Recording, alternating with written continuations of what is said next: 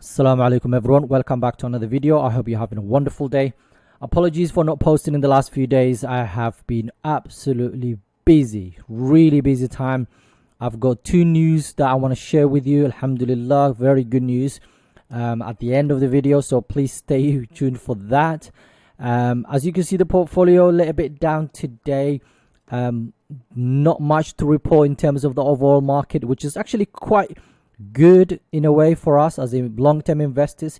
When I see red, I do like it. I hope it continues in the next few days, because obviously I'm definitely a net buyer of stocks, so I will be adding to some of the companies that I own, inshallah, as usual, every single week. So in a way, that is a good news. In today's video, I want to talk about one individual stock. When you look at the stock market right now, you might be thinking, if you look at, for example, let's say in the last month, everything is green, especially technology companies. However, there are some technology companies, believe me or not, that are at the moment undervalued. And I'm talking about companies that are growing their earnings double digits and right now down quite a bit. Not down, but like undervalued at the moment. And that's what I'm going to share with you. This is a non-dividend company. This is a company that has been around for a while and they have absolutely a solid business. But before I get to that, I want to tell you I'm going to share with you at the end. There's two good news that I want to share with you at the end of the video. And at the same time, I would like you to join us on the Discord and the Patreon account. It's absolutely it really genuinely helps me keep going. It helps the channel. Okay. You get access to all of these things, plus some of the news that I'm going to share with you guys at the end of the video, inshallah. Okay. Right, let's get to the stock that I'm going to talk about today.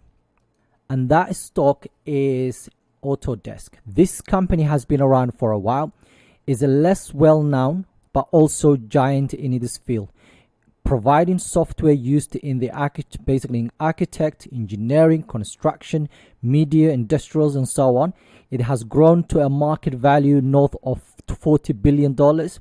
Is rewarding shareholders along the way. Obviously, over the past decade, this stock has grown by an annual average, guess this, okay, check this out, of 19% per year, well above the S&P 500 average, which is about 12. Okay, so right now, as you can see here, the market cap is over $45 billion. It has current price is $210 per share. For this year, basically year to date, it has returned about 12%, so it's up about 12%. In the 5 years, it has returned 52% to investors, and current EPS is $3.86. This is not a speculative stock. This is a business that's actually generating EPS. Okay, they have earnings per share of $3.86. It has a wide economic moat and a beta slightly higher than we want to, because we're looking for anything below 1, but it's slightly a bit more volatile than the general markets. When you look at the PE for this company, you think, what on earth is going on here? Okay, 54 PE, forward PE only 29, and the 5-year average, this is it, the 5-year average for this company is 67. So when you look at that, that doesn't look too basically expensive at all when you check the 5-year average. Now, in comparison to this sector, technology sector, which is about 36. By the way, this is ridiculous. I was looking at this earlier and I was like, wait, the tech company right now is valued at 36. The market seems really overvalued right now, I'll be honest with you. But when you look at the S&P 500, okay, that made me look at the S&P 500 generally, and that's about 22, let's say. Okay, but price to free cash flow, this company, we're looking about almost 20, and it has a PEG ratio of just above 1.23, which is not bad. So looking at PEG ratio, it doesn't seem too expensive. Looking the forward PE, it doesn't look that bad. Okay, but when you compare it with the sector, all basically the S&P 500, it seems overvalued based on current PE or the trailing PE, if you like. In terms of free cash flow, we're looking at about $2.32 billion in the bank. They have a free cash flow margin of 38%. We're looking at about 5% more, but 38% is absolutely huge. Free cash flow yield of 20%. And when we look at the profitability, okay, we're looking at about 16% profit margin, operating margins of 19%, return on equity 90%, Total return in the last 10 years, we're looking at about 10%, and return on invested capital, 25%. In terms of revenue growth, in the compounded annual growth in the last 5 years, we're looking about 20%, and counter ratio is just below 1. Normally, what we're looking for is something, at least this must be above 1, but it's not that bad because they do have some cash in hand, if you like. Now, this is where it gets interesting. Okay, growth estimate for the next year, this company is 15%, then 15% almost every single year for the next 5 years. That's huge. All right, now let me show you here. Okay, let's go to Seeking Alpha earnings, and then let's go to estimate, so you have an idea what we're talking about here. So this is the consensus and EPS estimates. So this is again estimation. This is not a, obviously this, we're not going to take this as it is, but if we look at the first 3, that's basically 10 people looking at it, or 10 different analysts, 23 and then 23. We're looking at about 10%, almost 15%, 15% after that. Okay, 15% after that, and so on, right? That's EPS. And then when we look at revenue, basically they expected the earnings to grow from the revenue to grow from 5.4 to at least almost $7 billion in 2026. So that's 8%, 12%, and almost 11% in terms of growth side of things. So they grow in their business almost double digits. Okay, so now let's go back and see. Okay, so this is on the average. This comes from Yahoo Finance, by the way, and this is average basically for the next 5 years they're expecting. Now, the current price for this stock is $210 per share. According to Morningstar, okay, they say in $211, and so simply Wall Street, 211 is basically where the price should be. So right now, I think because obviously because I'm recording after I've actually basically moved this information over to my own spreadsheet, as you can see, it will be flat or slightly below where the average is. Okay, so this is a fairly valued at the moment according to them. According to Morningstar, it's about 12% undervalued at the moment. $240 per share is where the price should be. $230 for TipRank and $230 for Yahoo Finance, basically Seeking Alpha. And from Seeking Alpha, analysis is actually a buy. Now, interestingly, if we go back and go to ratings, this is probably one of the only companies that I've seen that has all 3 categories, basically a buy rating for all 3 categories, which is really interesting. Okay, according to the quant bit system they use, the quant ratings that they use, okay, it's actually 4.19, so which is actually quite good. In terms of Seeking Alpha, 3.75, which is a buy. And then according to Wall Street is 4.11. So according to all of them, it's actually a buy right now. Now, in terms of Sharia compliance side of things, we're looking at 100% in terms from business side of it. Very low debt. So alhamdulillah, in terms of interest-bearing debt is actually quite low, and interest-bearing securities is actually quite low. They're buying back their own shares, which is really good.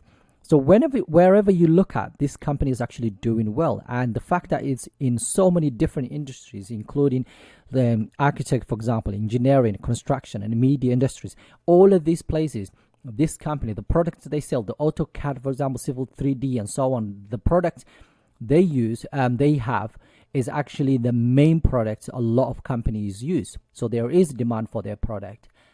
So I'm definitely looking at this thinking, do you know what? This is not a bad company at all. So PE side of things, it seems very expensive, but when you look at the expected growth as well as the valuations, it doesn't look that bad. So this is one of the companies I'm definitely going to add to my watch list, and inshallah I will some point I will add this company to the family portfolio, because I like this company. It was this company or Accenture. Accenture seems a little bit too expensive right now, and both companies have a business models that I really like. Okay, it's not on your face, not many people know. This one is way smaller than Accenture, I think.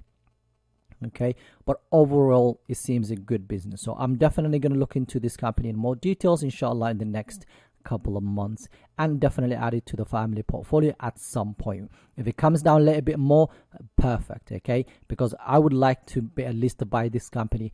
If it gets to 200, I think I might initiate the position and just take it from there, inshallah, and just grow it. And like what I normally tend to do is I do a lot of this research, and I've actually went to their website. This website is really good. It's got a lot of information, and I've been digging it a lot, and because I really want to know the whole business. And it looks like from their business, from their presentations, They actually work with a lot of big companies out there as well.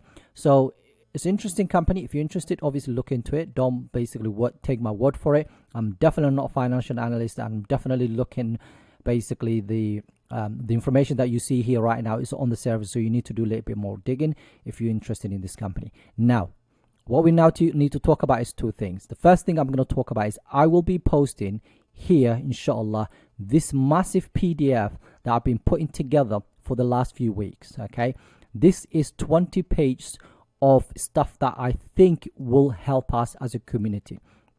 Okay, from understanding basically primary sources of Sharia law, principles of Islamic finance, from riba, from haram, forbidden industries, and so on, looking from Sharia screening and compliance in Islamic finance. And within that, I'm looking at the financial ratios and compliance metrics in investing. I'm looking at the accounting and auditing organization for Islamic financial institutions, which is what Zoya uses. Okay, and there are other companies, believe me or not. Zoya basically uses these guys, but there are other companies, there are other, and if you like, scholars, maybe similar sort of scholars, but they actually work with other companies as well, like the Dow Jones Islamic Market. They work with the S&P Global as well, Financial Times, Stock Market, FTSE UK, and so on. So there's a lot of information in there, from that to competitive advantage, to tips for evaluating stocks, what value investing is, what dividends are, the Benjamin Graham advice, the Warren Buffett, the Peter Lynch. So I've put a lot of effort into this. It's the first draft. Inshallah, I will be updating it as we go along. I want to build this to something that we can all use, and that will come up soon, inshallah. In the next 24 hours, I'm going to add it here, inshallah. So if you're interested, join us, inshallah. Hopefully, I'm adding both sides by day. I'm not just going to add in one section, because I want everyone to benefit from it, obviously, inshallah, in the long run. The second thing is something that is really important to me, and this is something that I have obviously dreamed of since I was a kid, and that's to be able to perform Hajj, and just to finish, obviously, do my obligatory, basically finish my obligatory. Okay, and I can't even speak about it because I'm so emotional about it. Alhamdulillah, I'm going Hajj this year. By the time you watch this video, inshallah, I will be, inshallah, I'm getting ready to leave. Inshallah, I will be away for the next couple of weeks, inshallah. And what I have done is I've pre-recorded some of the videos, and I will be posting that, inshallah. It will automatically get posted whenever the time schedule is, inshallah. So I will be posting still, but I will be performing Hajj, inshallah, this year. And I ask you guys to forgive me if I've ever said anything that misled you to something, if I've ever said anything horrible to you or whatever. I hope I haven't, because I'm not a horrible person. I'm genuinely, I try to be a good human being, and just basically what I'm doing right now is sharing my practice. What you see right in front of you is my actual money that I've actually invested, and alhamdulillah, Allah has blessed me this year to perform Hajj. So I'm gonna do that, inshallah. While I'm away, I will be posting as well. I will make dua for all of us, inshallah. Also make dua for me and my family, inshallah. And when I return, I will share with you guys some of the basic things that I've learned from it, and inshallah, and inshallah, whatever I've said, please forgive me. Okay, if I've ever said anything horrible to you, if I've not commented back on you or whatever, and you felt certain way or whatever it is, please forgive me, because that's more important to me than actually all this stupid money and investing and all that stuff together. So when I come back, inshallah, I'll share it with you. But for now, please make dua for me. I'll make dua for all of us, inshallah.